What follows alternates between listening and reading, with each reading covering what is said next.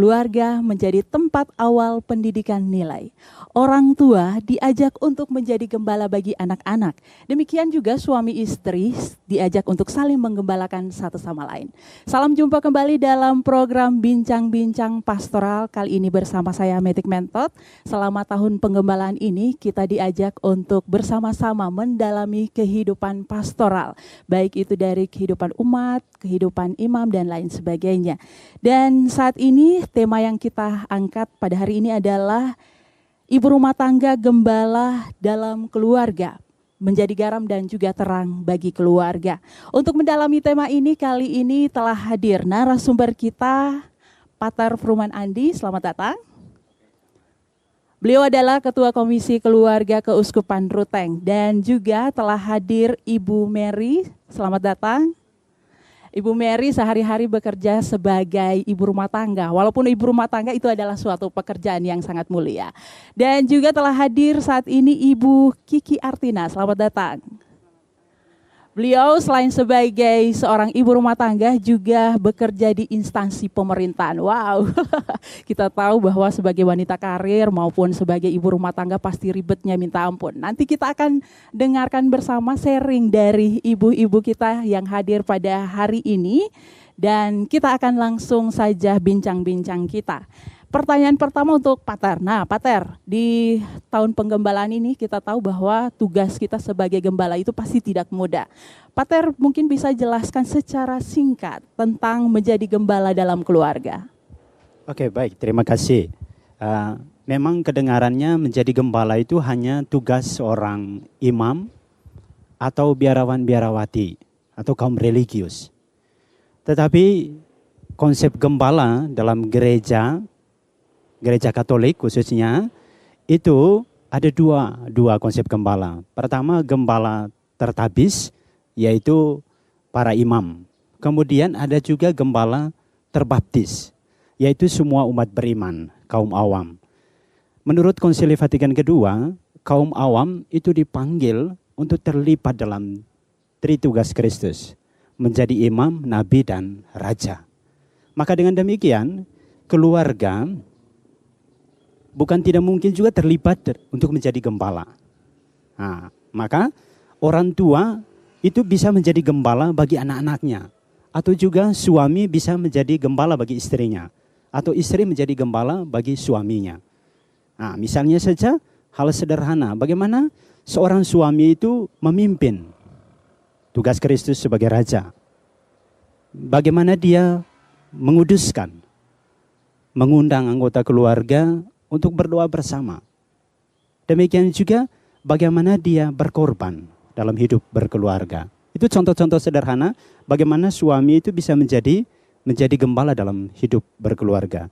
Demikian juga seorang istri menjadi gembala bagi suaminya. Bagaimana dia bisa menuntun suaminya juga, khususnya kalau misalnya mengalami kesulitan dalam hidup berkeluarga. Atau juga membimbing supaya terarah pada hal yang baik. Demikian juga bagaimana istri itu atau seorang ibu itu menjadi gembala bagi anak-anaknya. Menuntun anaknya, membimbing anaknya dengan baik. Terutama juga bagaimana seorang ibu itu berperan untuk menguduskan anaknya. Mengajak anaknya itu untuk berdoa bersama. Demikian juga mengajak suaminya untuk berdoa bersama. Itulah contoh-contoh sederhana seorang ibu atau seorang suami itu menjadi gembala dalam hidup berkeluarga. Tugas gembala rupanya agak sulit juga ya, Pater. Nah, saya mau langsung bertanya kepada Ibu Mary. Ibu Mary sudah berapa lama hidup berkeluarga ini? Oke, terima kasih. Kami hidup berumah tangga sudah 29 tahun. 29 tahun, luar biasa. Sekarang sudah punya anak berapa? 5. Nah, dalam kehidupan 29 tahun itu, apakah ada hal-hal yang bisa dibagikan untuk kita di sini? Suka dukanya seperti apa? Kalau bilang suka duka, banyak. Suka kalau berkumpul dengan keluarga, saling menguatkan di dalam keluarga. Bisa diceritakan satu peristiwa penting yang tidak bisa Ibu lupakan dalam keluarga, yang Peristiwa membuat duka. selama ini bisa bertahan sampai 29 tahun hidup pernikahan. Kalau mau dibilang hidup berkeluarga itu sebenarnya gampang-gampang susah. Terus dalam berkeluarga dengan keadaan zaman sekarang kan godaan banyak toh, gitu. Godaan banyak. Terus kalau kita mau bertahan, intinya kita saling percaya. Saling percaya itu yang paling penting. Begitu. Terus dengan anak-anak harusnya ada komunikasi antara orang tua dan anak. Setidaknya apa kemauan mereka. Yang tidak selamanya kan kita harus ikut semua itu keinginannya mereka, atau setidaknya kita selektif dengan permintaan-permintaan mereka gitu. Oke, baik, terima kasih Ibu Mary. Kita langsung kepada Ibu Kiki. Ibu Kiki, sudah berapa lama hidup berkeluarga? Kayaknya masih mudah sekali nih. Iya, baik. Saya berkeluarga sudah 13 tahun. Anak saya sudah 2, yang sulung sudah SMP, yang kecil SD. Nah, bagaimana pengalaman menjadi gembala selama ini, baik untuk anak-anak maupun untuk suami? Menjadi gembala buat saya dalam keluarga itu gampang-gampang susah ya. Artinya bahwa kita berkeluarga ini mempunyai satu komitmen, yaitu yang menguatkan kita adalah janji pernikahan kita. Janji pernikahan kita inilah yang membuat saya ataupun suami juga artinya bahwa kita memang harus bertahan dalam situasi apapun. Iya, mungkin bisa diceritakan atau dibagikan kepada kami satu peristiwa penting yang mungkin Ibu tidak akan lupakan pengalaman Ibu sebagai gembala dalam keluarga. Baik, saya akan cerita, sharing ya sedikit. Pengalaman untuk menjadi gembala itu pas waktu awal-awal menikah dulu. Pada waktu itu saya kan dari kecil sudah harus wajib ya, harus pergi ke gereja tuh harus wajib hukumnya. Dari orang tua juga harus, setiap hari Minggu kamu itu harus pergi ke gereja, harus ikut kebaktian dan lain sebagainya seperti itu. Memang saya sebelumnya bukan Katolik, setelah menikah baru jadi Katolik seperti itu. Pas setelah menikah itu akhirnya saya menjumpai hal-hal yang ganjil dengan suami saya. Begitu hari Minggu datang, begini bangun tidurnya siang. Kok ini sudah jam-jam pergi misa, kok tidak ikut ke gereja, tidak pergi ke gereja, kayak gitu kan. Nah, itu menjadi kayaknya membuat kita jengkel kan, dan itu menjadi tantangan buat kita bagaimana supaya ini sang suami ini harus pergi ke gereja seperti itu. Akhirnya saya tidak agak ekstrimnya begini, saya ambillah ini air di gayung, saya kasih percik di mukanya. Lalu kemudian saya bilang, Nana, kalau Nana tidak pergi ke gereja, kalau kita tidak pergi misa, waktu itu kan saya artinya bukan agama Katolik. Lebih baik saya pergi ke gerejanya saya saja kalau begitu. Menikah dengan itu kan percuma saja toh, ikut agama Katolik, namun ternyata tidak mau mengajak saya menjadi lebih baik, tidak ada progres yang lebih baik seperti itu, tidak ada. Ya sudah. Nah, itu saya mengajak dia pergi ke gereja aktif setiap hari Minggu itu kayaknya susah begitu, butuh waktu sampai bertahun-tahun. Mungkin sekitaran 2 tahun atau 3 tahun begitu.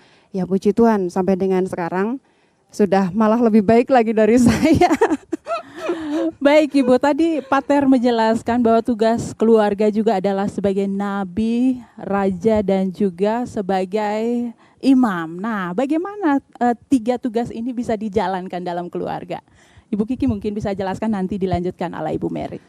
Iya, buat saya menjadi, kalau harus kita menjadi sempurna seperti Tuhan Yesus itu kan kayaknya tidak mungkin ya, bahwa kita itu harus seperti Tuhan Yesus yang seperti itu.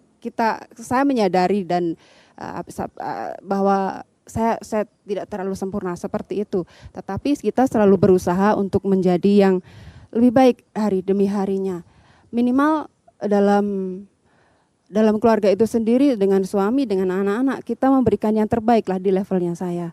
Seperti itu, misalnya kalau untuk berdoa, misalnya doa rosario atau doa malam dan lain sebagainya, seperti itu kayaknya untuk suami itu suka malas kalau ada ajak doa malam tuh, sering diajak doa rosario, masih peristiwa kedua, anak-anak sebelum doa pun juga tanya, "Mama berapa peristiwa?" Sebentar, "Emangnya doa rosario berapa peristiwa?" Saya tanya. "Kan 5 peristiwa toh?" "Iya Mama." Kita ini, Mama, Bapak bilang, "Mama kita 2 peristiwa saja." Sebentar. "Tidak Nana, 5 peristiwa." Begitu jalan 3 atau 4 peristiwa, suami sudah Iya.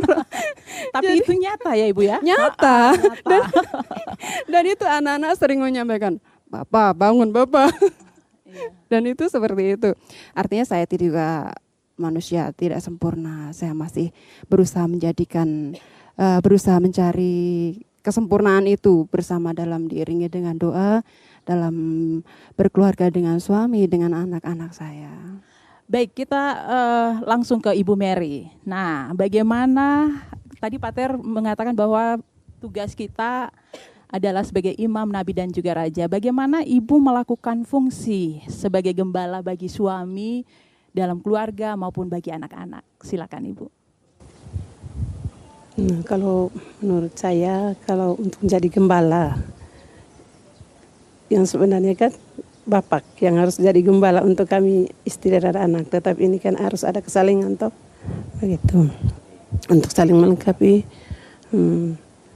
Misalnya dalam berdoa tadi, kalau mulai malas, ada yang malas, seperti Ibu bilang tadi, yang seperti tanya berapa peristiwa itu, kayak itu tuh. Tapi kalau di kami sepertinya kesepakatan kita bersama saja, ya toh, bapak, anak-anak sepakat, ya kita berapa peristiwa, 3 umpamanya, ya 3, 5 sama-sama gitu, saling melengkapi lah. Oke. Gitu. Baik, selama ini dalam menjalankan tugas sebagai gembala, baik itu membawa terang maupun garam bagi keluarga, apa kesulitan yang Ibu alami? Apakah pernah ada hal-hal yang sudah tidak ada jalan keluarnya atau apa begitu? Kalau sampai tidak ada jalan keluarnya tidak, hanya kalau kesulitan kita sepertinya perintah anak-anak, ayo masak apa gitu, cuci piring. Pasti ada yang kepala batu, kan tidak semua anak sifatnya sama toh, iya. Begitu. Jadi kalau yang sampai hal-hal yang besar sekali sepertinya tidak, gitu. Palingnya itu kalau dorong kepala batu dan kita pasti stres. Kalau sudah stres itu paling bawanya ke, kita sembahyang sudah, begitu saja. Luar biasa. Nah, kita langsung kembali ke Ibu Kiki. Ibu Kiki selain sebagai ibu rumah tangga juga sebagai seorang pekerja di instansi pemerintahan. Bagaimana kemudian Ibu membagi waktu menjadi gembala di kantor maupun menjadi gembala di rumah? Baik, sebenarnya ini pertanyaan yang cukup sulit. Benar, saya selain ibu rumah tangga, saya juga bekerja di instansi pemerintah. Selain itu juga saya ada ikut aktif juga dalam komunitas rohani. Selain itu juga ada komunitas sosial. Nah, di situ saya sering mengalami kesulitan dalam mengatur waktu. Bahkan kalau ada libur di hari-hari kerja begitu, anak saya selalu bilang, Ma, lebih baik Mama itu tidak usah kerja saja. Loh, kenapa? Ya enak kalau tidak kerja itu, saya ada temannya di rumah, ada yang masakin, terus kemudian pokoknya saya bisa dengan Mama, senang sekali, dia bilang begitu. Nah, kemudian artinya itu pun juga hal itu pun juga sering dikomplain sama suami saya juga, bilang begini, "Ma, atur waktu kah, Ma? Ada tidak sih, Ma, waktu untuk keluarga? Kayaknya kok kamu tuh waktunya lebih banyak di komunitas atau di pekerjaanmu," kan seperti itu. Nah, terus kemudian satu yang saya selalu kasih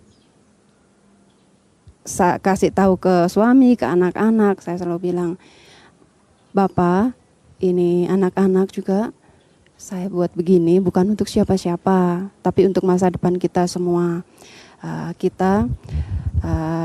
Yang terpenting anak dan Bapak percaya dengan Mama akan berikan yang terbaik untuk kita semua." Tentu memang tidak gampang ya kita mengatur waktu yang seperti itu. Artinya bahwa kunci dari keluarga itu adalah saling kepercayaan.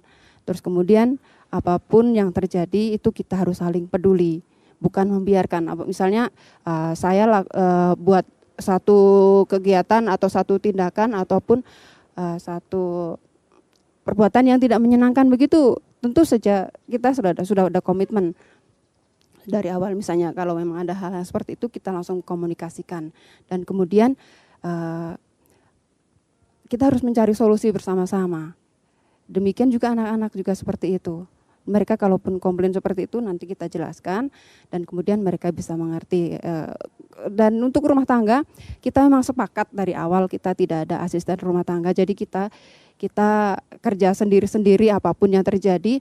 Memang kita tidak pernah tidak sengaja memang tidak mencari asisten rumah tangga, karena itu tadi kita kepingin merasakan, wah ternyata seperti ini. Dan memang kita sering merasakan seperti itu. Kami punya anak-anak kan masih yang besar SMP. Nah, kemudian pengalaman yang kemarin dulu. Mereka berdua di rumah sendirian. Nah, pas waktu kita pulang begini ternyata nasi sudah tidak ada kan, sudah habis. Mereka sudah makan sih, tapi nasi sudah habis. Tidak disisahkan untuk tidak orang tua. Ya memang tinggal sedikit begitu. Lalu tapi saya sangat bersyukur ya, artinya bahwa dengan keadaan yang bagaimanapun suami saya itu tidak pernah mengeluh. Artinya memang sesuai dengan komitmen kita lah, bahwa semuanya ya kita harus mengerti, kita harus bisa menghandle apapun situasinya. Dia tidak pernah marah, dan itu mungkin satu hal yang buat saya paling bahagia dan selalu mengucap syukur tuh, karena itu bapaknya anak-anak itu selalu mengerti dan bisa membuat saya bisa membuat bahagia di rumah begitu kan. Karena yang membuat saya paling senang itu dan buat bahagia di rumah itu tidak ada yang lain kecuali kalau bangun tidur dan melihat suami saya tersenyum, itu sudah membuat saya senang sekali kayaknya. Kalau anak-anak gimana? Anak-anak maksudnya? Kalau melihat anak-anak, bagaimana perasaan ibu? Ya, mereka di rumah seperti biasa, seperti anak-anak yang lainnya, tidak ada yang spesial. Saya mengajarinya supaya bertumbuh secara natural seperti kita yang ketahui bahwa sekarang kan tidak seperti zamannya kita dahulu yang mesti harus kerja keras begini dan begitu. Sekarang kalau mau cari informasi, cari apa-apa kan sekarang sudah gampang, tanya sejambah Google. Ya kerja ini bagaimana dan ini bagaimana dan lain sebagainya.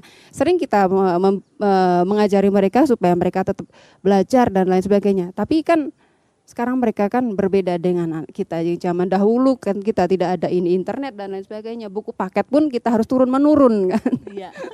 Pinjam kakaknya, ada kakaknya ya sudah pakai kakaknya punya, itu pun harus mekut baca dan baca terus. Nah, sekarang anak-anak untuk baca itu melatih baca mereka itu pun juga setengah mati sepertinya. Nah, itu paling-paling saya hanya memberikan contoh ke mereka begini, Nak.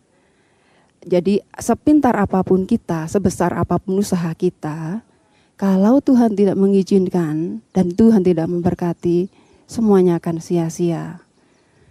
Jadi seperti itu. Itu nasihat yang saya selalu berikan kepada mereka, bahwa nomor satu dan paling utama itu harus mengutamakan Tuhan, itu yang nomor satu.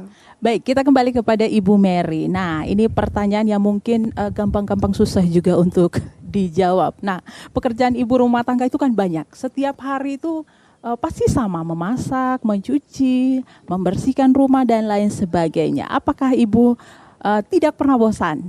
Ataukah pernah mengalami bosan? Bisa diceritakan apa yang Ibu lakukan ketika bosan? Iya. Iya. Kalau jujurnya, kalau bilang bosan, ya itu pasti. Tapi jika kita mencintai suatu pekerjaan, kata bosan sepertinya tidak ada. Seperti begitu. Karena kan memang sih keluar masuk hanya dalam rumah saja. Terus paling masak ini itu. Tetapi kalau di setiap waktu itu kita isi dengan kesibukan apa gitu, pasti tidak akan bosan.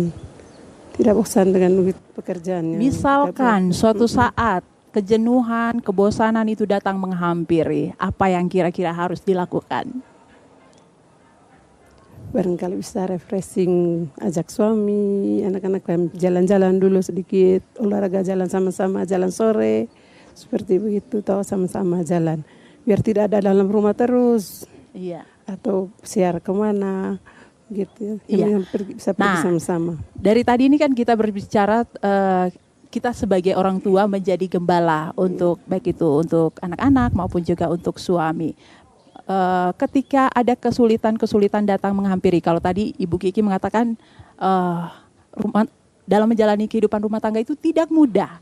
Jadi ketika kesulitan datang menghampiri, apa yang harus dilakukan ini? Apa yang Ibu lakukan selain berdoa?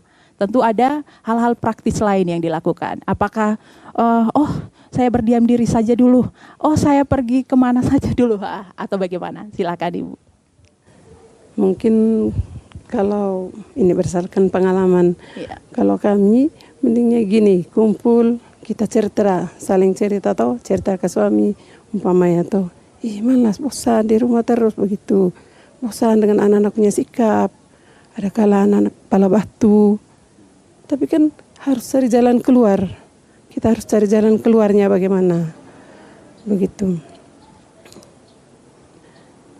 Kalau saya tahu kalau selama ini kami selalu bawanya dalam doa saja. Yang penting ajak berdoa bersama, mungkin kita agak lega sedikit. Sudah. Iya. Satu lagi tantangan yang mungkin sangat kelihatan sekarang ini, bahwa anak-anak itu harus sekolah dari rumah. Kemudian juga kadang orang tua juga harus bekerja dari rumah. Dan mereka harus belajar secara online. Apakah ada kesulitan untuk mendampingi anak-anak itu? Biasanya kan begini, anak-anak itu diajarkan oleh gurunya di sekolah, tiba-tiba orang tua harus mendampingi. Bagaimana situasi itu dihadapi oleh Ibu? Itu kalau jujur begini, kalau mungkin saya sebagai ibu rumah tangga mungkin paling kontrol toh, kalau yang sebenarnya kan harus mereka perhatikan yang di situ pelajaran. Tapi ada kalanya ada musik apa di situ. Yang saat orang main musik itu harus kita lihat. Kamu main musik apa TikTok apa sekarang itu. Ada begitu. Jadi orang sibuk begitu tidak belajar. Begitu. Pokoknya tidak terus nanti kalau kita suruh ayo masak dulu atau apa gitu. Tidak. Karena masih sibuk dengan HP-nya tadi. Tapi kami sebagai orang tua mungkin bisa mendukung kalau posisinya dengan keadaan sekarang begini, kami mungkin bisa mendukung. Setidaknya kan mereka juga tahu mana harus jadi kewajibannya mereka sebagai anak, begitu. Iya. Baik, kita kembali ke Ibu Kiki. Nah, pertanyaan yang sama dalam situasi pandemi ini kan anak-anak diwajibkan untuk belajar dari rumah. Tentu saja mereka menggunakan jaringan internet. Bagaimana Ibu mengatasi itu sementara Ibu harus sibuk di kantor? Bagaimana pendampingan anak-anak ini? Iya, betul Kak Meti. Itu merupakan hal ini sering menjadi dilema juga ya untuk kita. Dan itu pun menjadi masalah untuk para sekolah ataupun guru-guru yang menangani tentang hal ini ya, terlebih di masa pandemi ini. Terlebih untuk kita memang agak susah ya. Tetapi kalau boleh memilih, saya lebih memilih bahwa anak-anak memang harus di rumah, bahwa karena menurut saya kesehatan itu lebih penting ya daripada mereka harus ke sekolah, dan untuk ilmunya nanti mereka bisa dengan membaca, dan kita bisa mencarikan sumber-sumber yang dari mana saja kita bisa carikan buku-buku dan lain sebagainya. Untuk pendampingan anak-anak memang dari sekolahnya ya puji Tuhan bahwa untuk selama ini anak saya cukup aktif. Apabila ada kendala begitu mereka langsung telepon ke Pak gurunya, dan memang dari sekolahnya pun juga menganjurkan demikian. Kalau memang ada hambatan ya sudah ditelepon saja, ini saya bilang begitu, ini Pak gurunya bilang begitu untuk anak SD-nya. Tapi untuk yang SMP itu pun juga mereka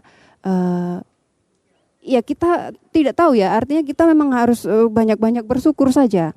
Karena memang kenyataannya ada tetangga yang satu kelas, bukan satu kelas, maksudnya satu sekolahan dengan dia. Nah, kemudian ada yang satu angkatan juga dengan anak saya begini. Jadi mereka tuh kerja sama, kerja kelompok di situ membahas satu masalah yang ada di dalam mata pelajaran itu. Jadi menurut saya untuk untuk sementara semuanya masih baik-baik saja.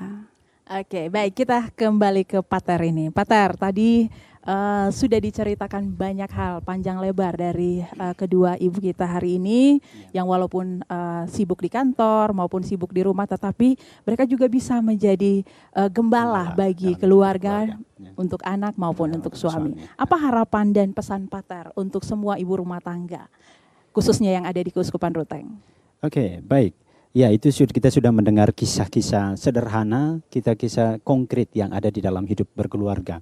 Tantangan menjadi gembala dalam hidup berkeluarga, bahwa seperti dikatakan itu memang tidak mudah. Apalagi berbenturan dengan segala macam kesibukan yang lain.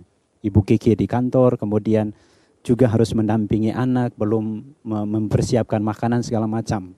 Itu baru persiapan fisik, belum bagaimana mendidik anak dengan baik. Demikian juga menuntun suami dengan baik. Nah, bahwa memang butuh perjuangan dari seorang istri, suami, atau juga dengan anak-anak. Maka harapannya bahwa memang suami istri supaya bisa menjadi gembala dalam hidup berkeluarga harus butuh komitmen untuk bisa melaksanakannya. Demikian juga jangan lupa untuk selalu berkomunikasi satu sama lain, karena itu penting. Peran kegembalaan dalam hidup berkeluarga akan menjadi macet kalau misalnya tidak ada komunikasi antara suami dan istri. Demikian juga dengan anak-anak. Apa yang mau kita lakukan itu akan berbenturan kadangkala. Tapi kalau dengan komunikasi pasti akan bisa dilakukan. Maka memang pertama butuh komitmen untuk bisa menjadi gembala. Komitmen untuk bisa melakukan apa yang direncanakan, termasuk untuk mendidik, membimbing anak-anak, membimbing suami istri satu sama lain, itu juga butuh komitmen. Kemudian butuh komunikasi satu sama lain untuk bisa menjadi gembala. Maka dua hal ini, pertama komitmen dan komunikasi satu sama lain. Gitu. Baik, terima kasih Pater. Kita menuju ke Ibu Mary. Apa harapan dan pesan Ibu untuk sesama ibu rumah tangga terkait dengan bagaimana menjalankan peran gembala dalam keluarga? Sebagai seorang istri, mungkin harapan dan impian yang kan ada kalanya tidak semua yang kita bicarakan hari ini belum tentu semua ibu-ibu yang lain juga. Iya, tidak semua ideal ya. Iya, tidak. Jadi begitu tahu. Pokoknya hanya harapan ini, pokoknya gini.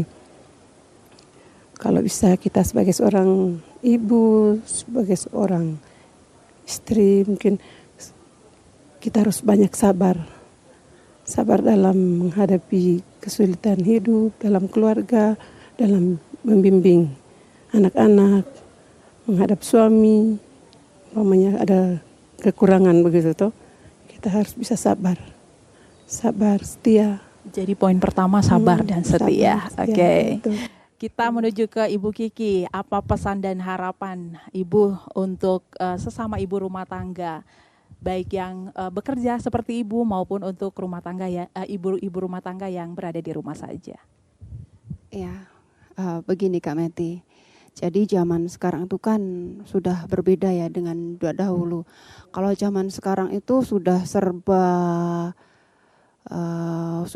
online ya, artinya bahwa segala sesuatu tuh kita, apa yang kita buat semua orang seluruh dunia lah bisa melihat apa yang kita lakukan. Dan kebanyakan kita sering memanfaatkan sosial media. Dan saya berpikir bahwa mungkin hampir keseluruhan waktu kita pun juga lebih banyak dihabiskan dengan di sosmed itu. Ya mungkin saya bisa menyarankan terlebih untuk kita yang hidup di Manggarai atau di NTT di sini ya, bahwa kita itu kan keluarga banyak.